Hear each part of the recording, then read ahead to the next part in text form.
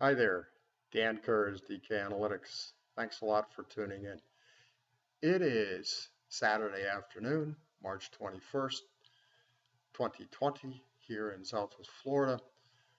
I'd like to tune in with a video, but first a confession. I'm pushing the corporate anorexia iteration out just one more time, given the virus response that's going on around the world. And fittingly, the topic here of my video, the title is the cure worse than the disease? I'm asking. Before I do that, some valuation metrics. The trade weighted dollar stood at 120.7, US 10-year at a 0.85% yield, the S&P 500 at 2305, oil per blue barrel 2263, gold closed at $1,488, and silver, which has been a very strong downdraft, closed at $12.39 per troy ounce. All of these are Friday closing prices, that is March 20th, 2020. The dollar surged 3.5% on global dollar liquidity concerns, given that most debt is dollar based, most financing. People are running to get access to dollars despite what's going on with the Fed. I'll get into that. The US 10-year surged, that is the bond, back down below a 1% yield after coming under massive pressure from record lows down into the 0.3 or 0.4 range, which we had a collapse in the bond price all the way up to 1.2%, which would have been a huge paper loss. But we have the bond now flight back to safety or perceived safety, catching a bit. The S&P 500, meanwhile, fell by 15%, 15% in 1 week last week, the biggest weekly drop since 2008. Oil remains under stout pressure thanks to the double whammy of fall off in demand and a market share war led by the Russians and the Saudis against high-cost U.S. shale oil producers. Gold remains under pressure as investors sell liquid assets to meet obligations of all sorts, including margin calls. Silver, meanwhile, has been absolutely pummeled by its industrial metal attributes, even as retail investors have bought the monetary metal in such quantities that the supply chain is empty and premiums over spot have tripled or more, like $3-4 per troy ounce. Meanwhile, the silver to gold ratio stood at a mind-bending 120 to 1, just a bit below an all-time record. I'm talking ever since this was recorded, hundreds of years, if not more. And this is prior, speaking of hundreds of years, if not more, that is thousands of years, prior to the demonetization of silver, roughly 150 years ago, the silver to gold ratio averaged below 15.1, and that for some 600 years in British pound terms. Just to give you some perspective compared to our current 120 to 1 valuation. That is, you require 120 ounces of silver to buy 1 ounce of gold. Quite the difference compared to 15 to 1 or less. By the way, both hyper volatile dollar-based silver and the S&P are down by 29% since 12/31/20. And this, as far as the S&P 500 is concerned, is before the air comes out of the FANG stocks, Facebook, Amazon, Netflix, and Google, which those stocks are still PEYs in the stratosphere. And this is the index downdraft of 29% before those also come down to earth or get clocked. All throughout the world, and this is the topic, economies are grinding to a halt thanks to spreading lockdowns, closures, and even house arrest or quarantine policies, such as those imposed by governors of California, New York State, and elsewhere around the world. Manufacturing output is collapsing. For example, auto production in the US has been virtually shut down. Services output, which constitutes 70%, 70 of US economic activity, is obviously set to close, to implode based on all the closings. Unemployment is mushrooming. Bailouts are skyrocketing. The same US government that is $23.5 trillion in debt, about 107% of GDP, and is likely running a $2 trillion deficit this fiscal year, just announced a $2 trillion bailout and assistance package. Money printing, which has to pay for it all because the US and plenty of other governments are flat broke, it is off the charts and going vertical. Case in point, the 800-pound gorilla known as the US Fed, or the Fed. The Fed's balance sheet has grown by $907 billion to a record $4.7 trillion in 6 months. That $907 billion, by the way, exceeds the Fed's entire balance sheet in August 2007 of $870 billion. That same $907 billion constitutes a $1.8 trillion annual rate of balance sheet expansion, blowing away any prior iteration of QE by the Fed by a multiple of at least 2 to 1. Over the past 2 months, in fact, the Fed's balance sheet has risen by a stunning $510 billion, a $3.1 trillion annual rate of expansion if sustained, more than triple any prior money printing / fiat currency debasing initiative. Let me show you this in graphical terms. This graph is suboptimal because the one I usually reference from the Fed site hasn't been updated. So I hope you're able to make something out of this. The Fed's balance sheet, this is August of 07. I've got the sources in here. It comes from the Fed. But in essence, here's what we see. We see this mushrooming from 870 billion up to a high watermark of 4.4 or 4.5 trillion.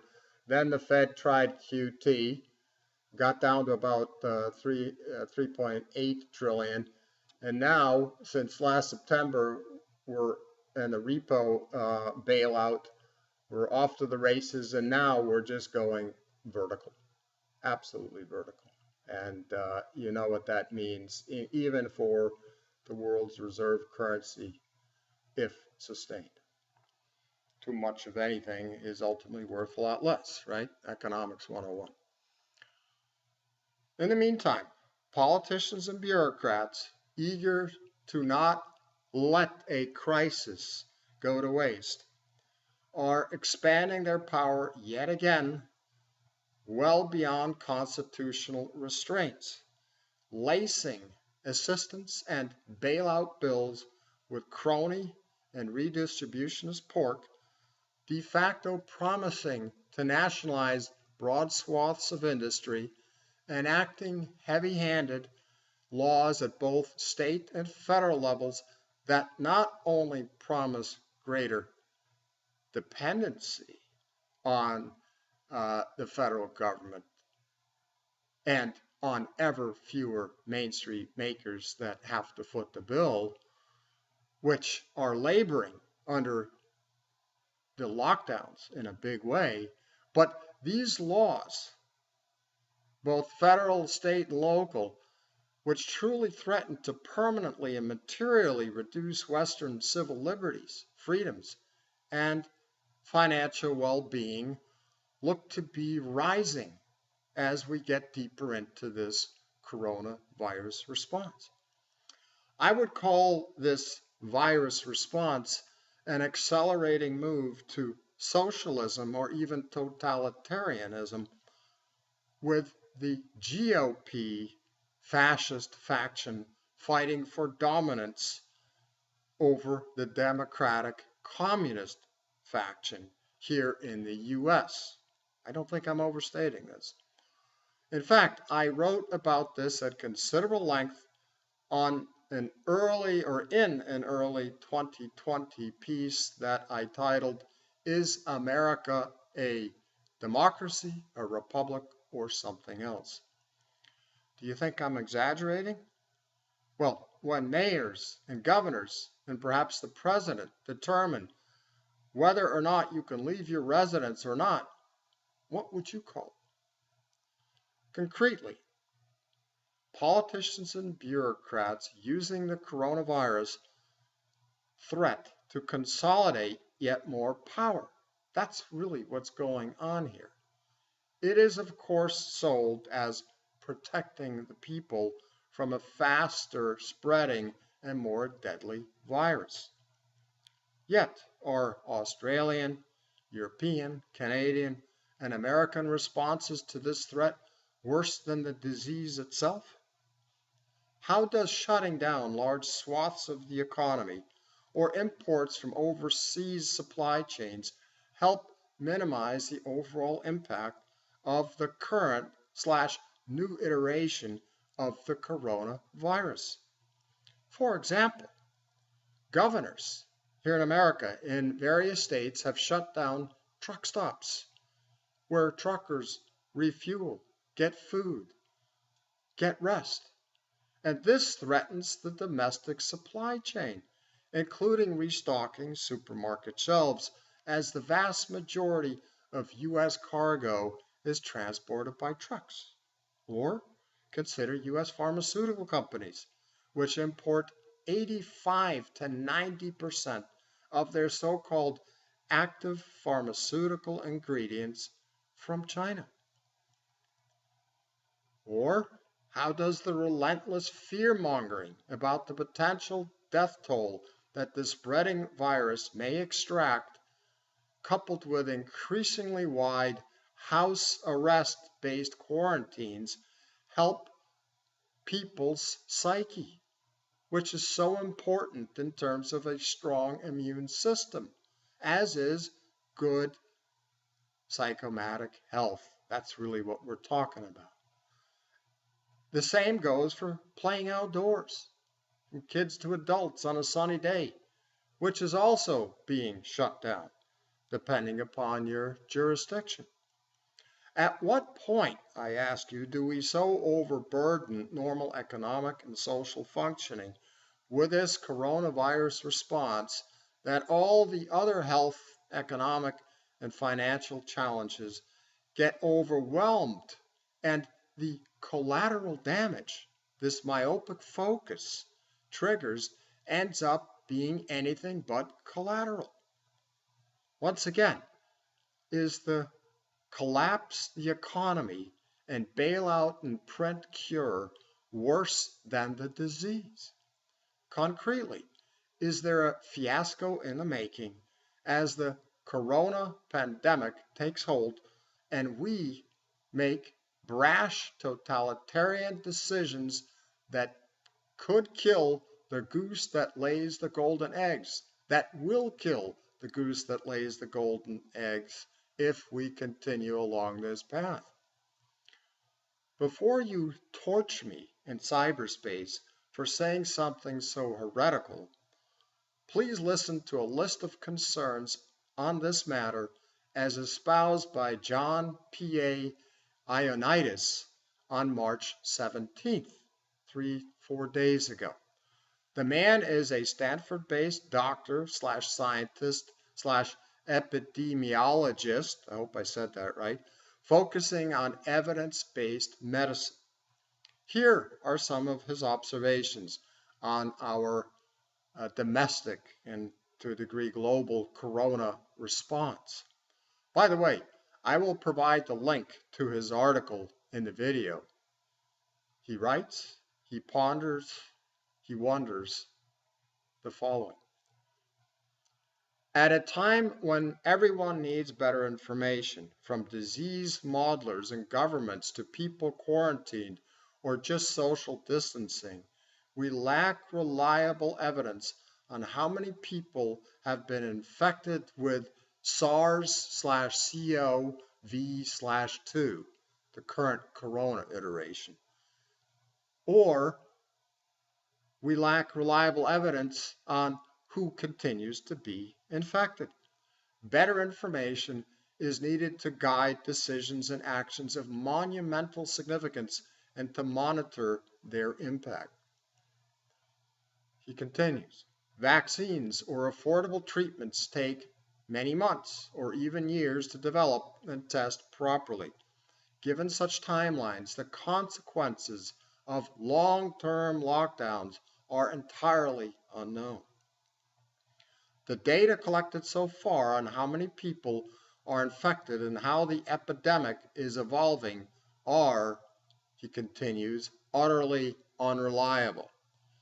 This evidence fiasco creates tremendous uncertainty about the risk of dying from COVID-19, this current strand of the coronavirus.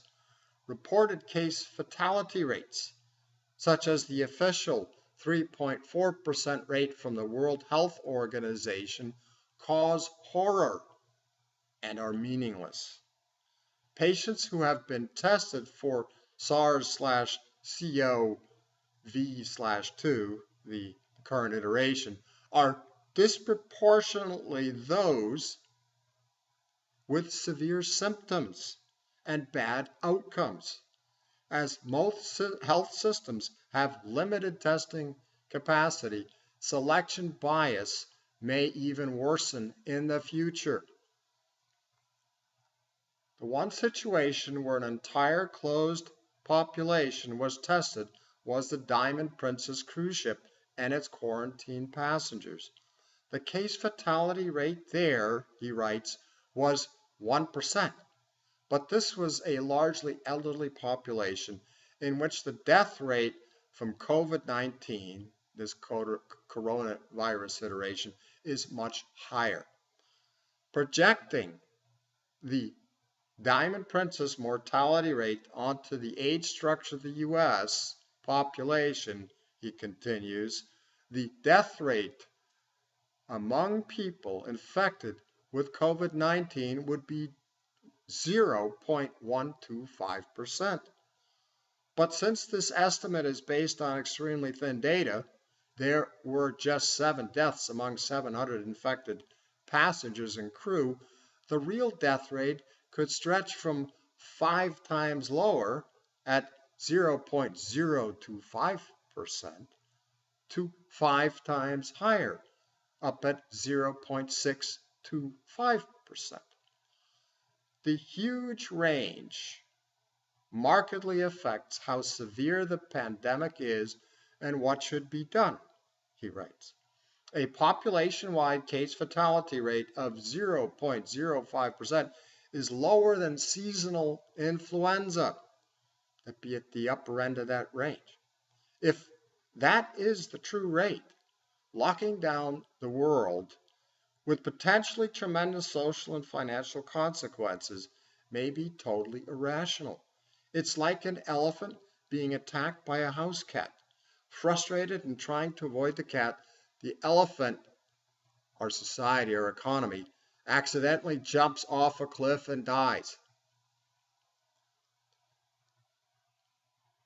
He continues, if we assume that case fatality rate among individuals infected by SARS/CoV/2 is 0.3% in the general population, a mid-range guess from my Diamond Princess analysis, and that 1% of the US population gets infected, about 3.3 million people, this would translate to about 10,000 deaths. This sounds like a huge number, but it is buried within the noise of the estimate of deaths from influenza-like illness.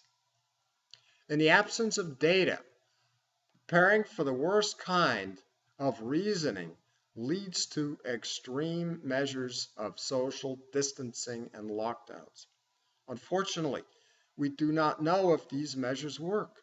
School closures, for example, may reduce transmission rates, but they may backfire if children socialize anyhow, if school closure leads children to spend more time with susceptible elderly family members, if children at home disrupt their parents' ability to work, and more.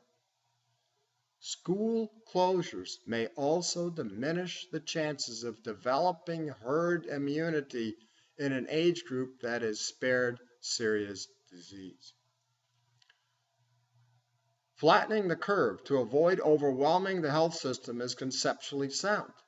In theory, he writes, a visual that has gone viral in media and social media shows a video that has gone viral in media and social media shows how flattening the curve reduces the volume of the epidemic that is above the threshold of what the health system can handle at any moment.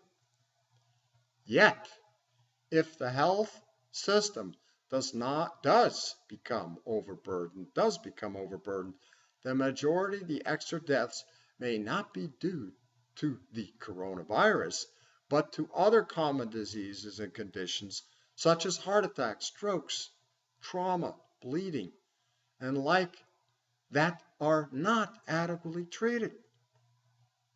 If the level of the epidemic does overwhelm the health system and extreme measures have only modest effectiveness, then flattening the curve may make things worse.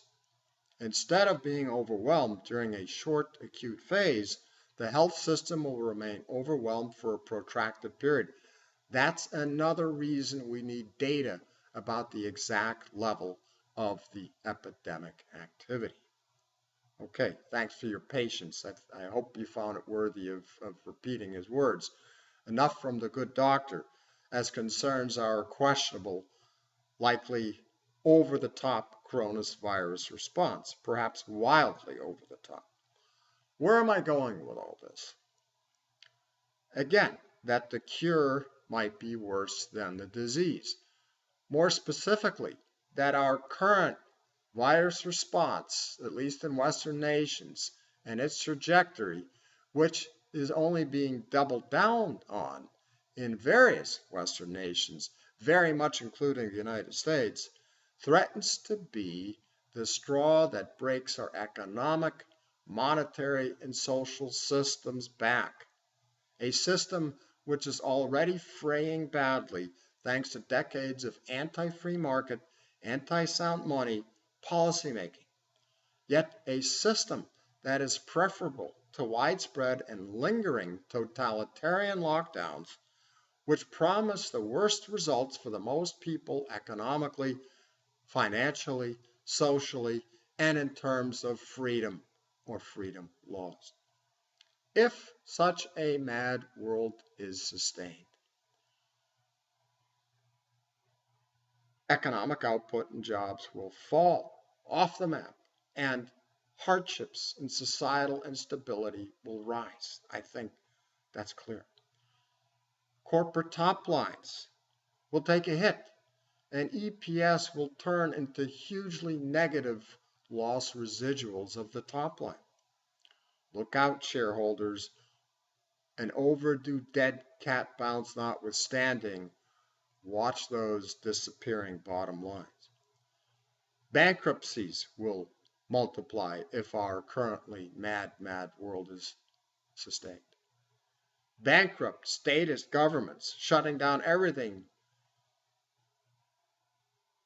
and bailing out everyone out of an empty pocket will continue.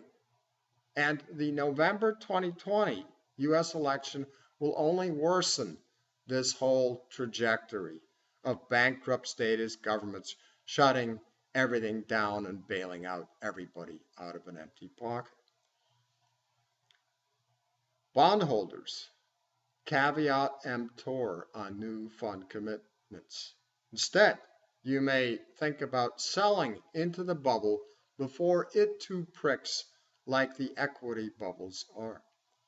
Of course, the central banks will print the money to pay for it all, forgetting or ignoring the fact that there will be little produced or little to buy if everyone is locked down, setting the stage for perhaps the worst economic virus of all, known as stagflation, in this case on steroids compared to the famous or infamous 70s.